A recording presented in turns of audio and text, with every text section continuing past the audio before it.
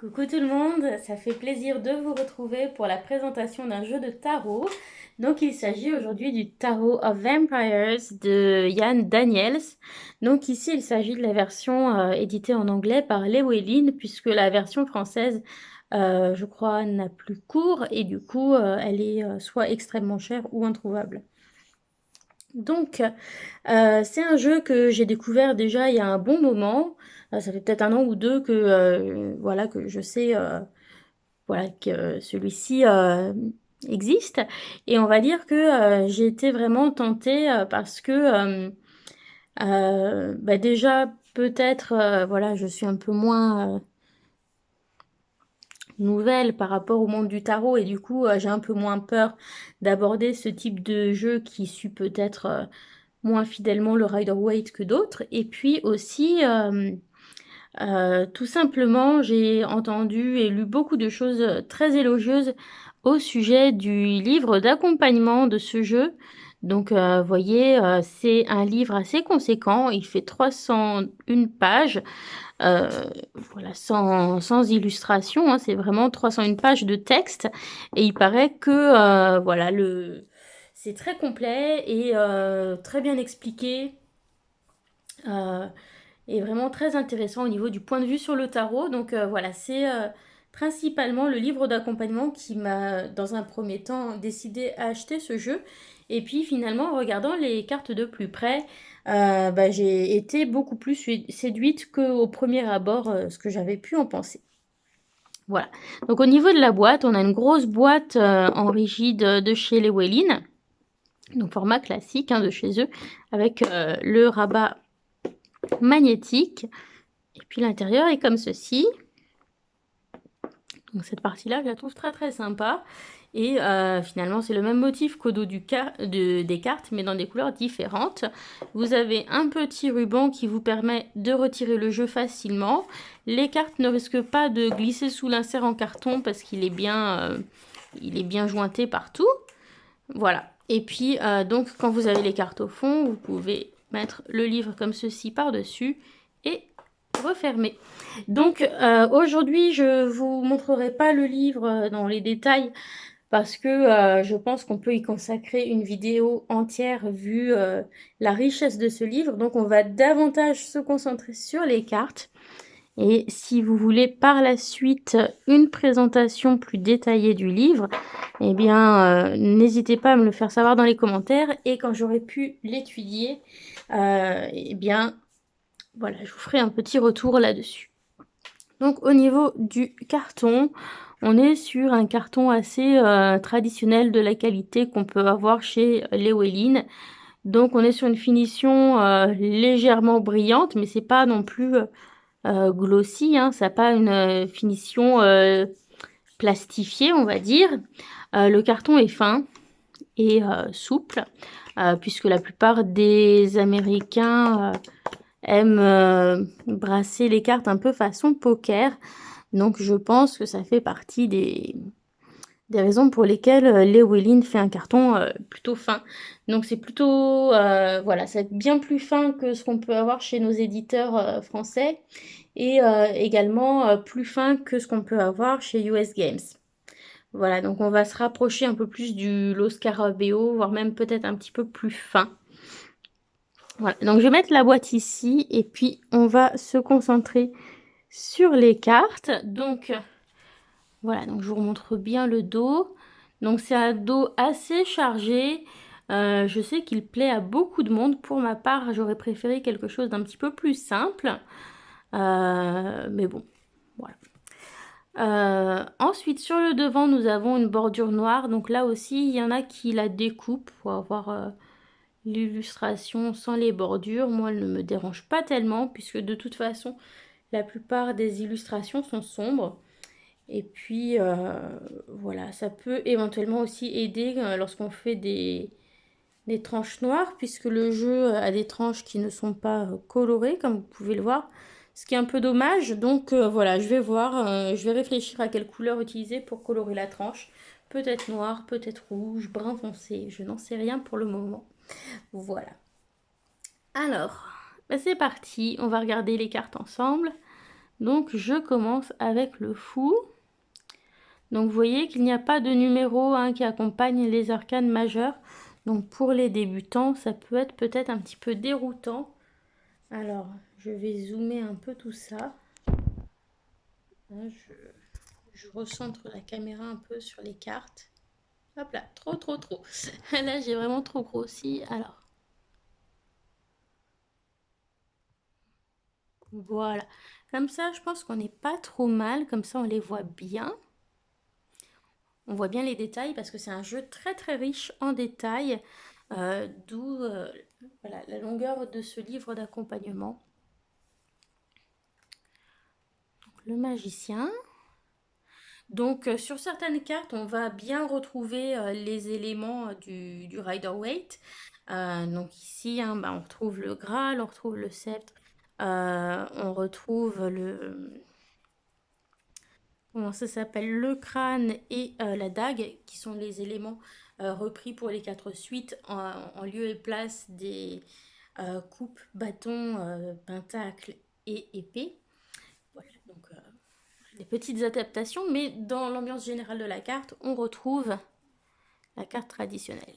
Alors, la prêtresse, pour la grande prêtresse, je trouve cette carte magnifique. J'aime beaucoup les détails, les tenues, les robes, elles sont magnifiques. Et les visages aussi sont dessinés de manière très fine. Voilà, donc c'est un jeu voilà, plein de délicatesse. Chose qui convient plutôt bien pour des vampires, puisqu'on imagine que ce sont quand même des créatures assez raffinées. Alors, ce qui est plutôt sympa là, c'est qu'on a des pommes aussi bien chez l'impératrice que l'empereur. Après, voilà, elles sont un petit peu différentes. Mais du coup, c'est plutôt sympa comme rappel. Le hiérophante.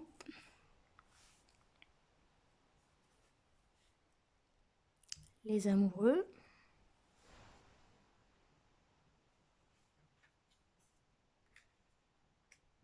Le chariot. La justice. Donc ici, on a une justice en 8 avec la force en 11. Donc c'est inversé par rapport au Rider-Waite. Donc ça va plutôt suivre l'ordre des majeurs du Marseille. Mais étant donné qu'il n'y a pas de numéros, vous pouvez très bien les échanger. L'ermite.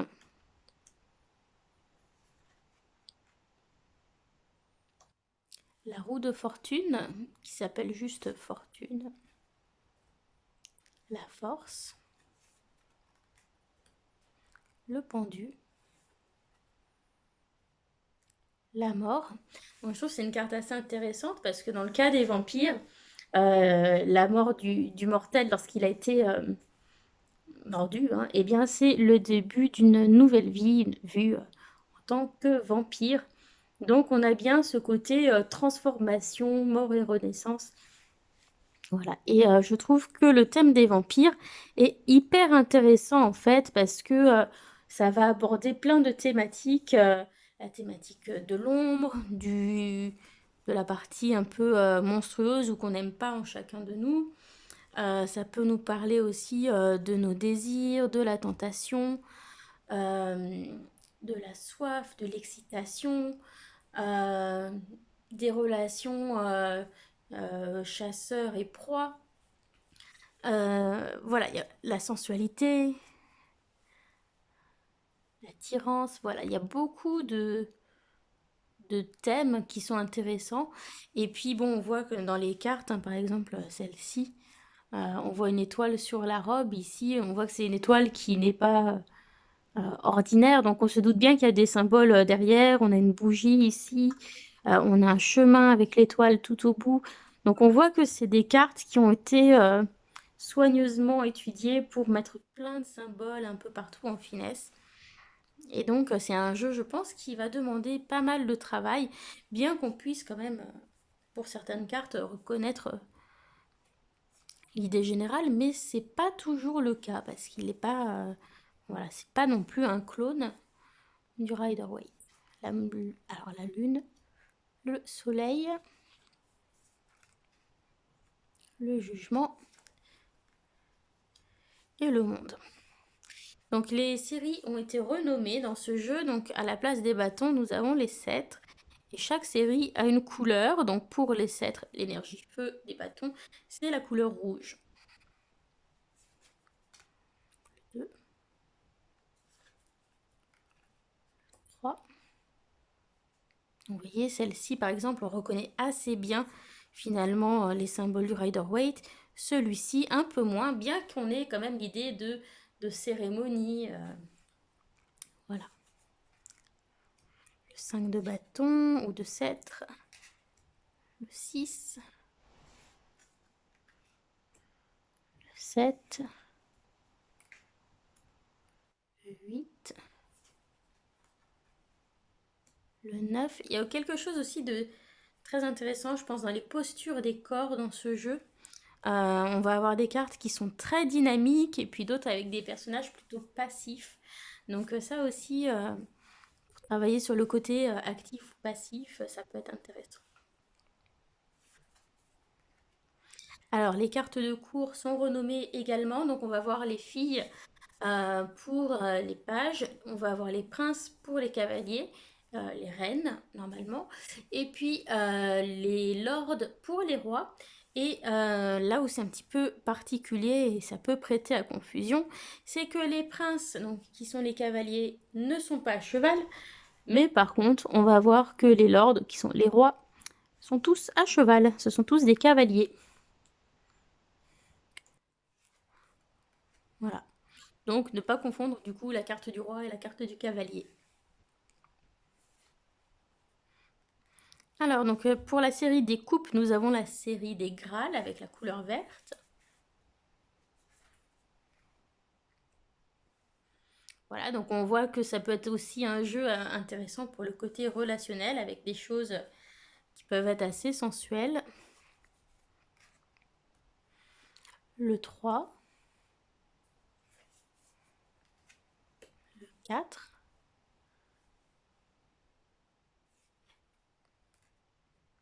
Le 5. Le 6. Le 7. Le 8. Des petites cartes aussi comme ça qui ont un petit côté Seigneur des Anneaux. Le 9. Le 10. Alors donc, la fille ou page coupe. Le prince ou cavalier. La reine. Et le roi.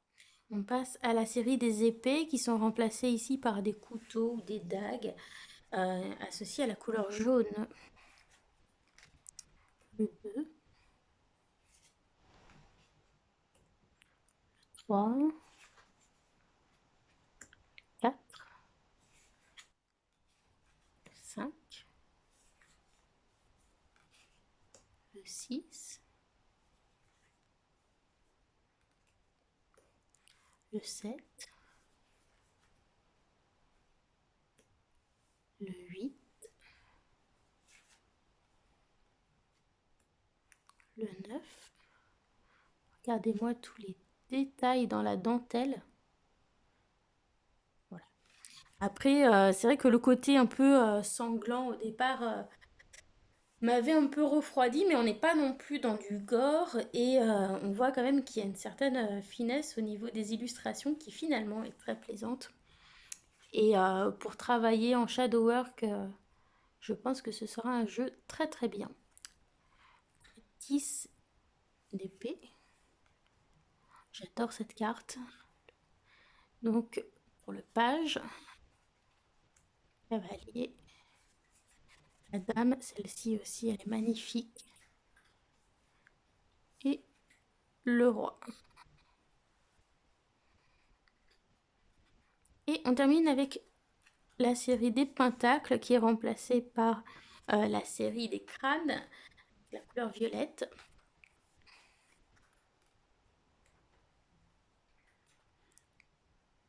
Donc le 2, le 3, le 4, le 5, le 6,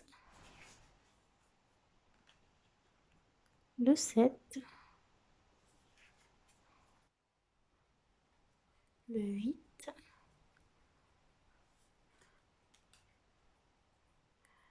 le 9, le 10, le page qui ressemble un petit peu, je trouve, au personnage de Bella dans Twilight. Je trouve que la tête ressemble à celle de Kristen Stewart. Alors, je sais pas si c'est une coïncidence ou pas. J'ai pas fait attention à la date du jeu. Le cavalier, la reine et le roi pour finir. Voilà, eh bien on a fait le tour des cartes. Donc pour le livre, tout simplement, je vais pas le feuilleter avec vous parce que il y a beaucoup trop de choses à lire dedans pour en parler en une minute. Mais voilà, on retrouve quand même des choses assez détaillées. On a des correspondances astrologiques, de planètes, des correspondances alchimiques.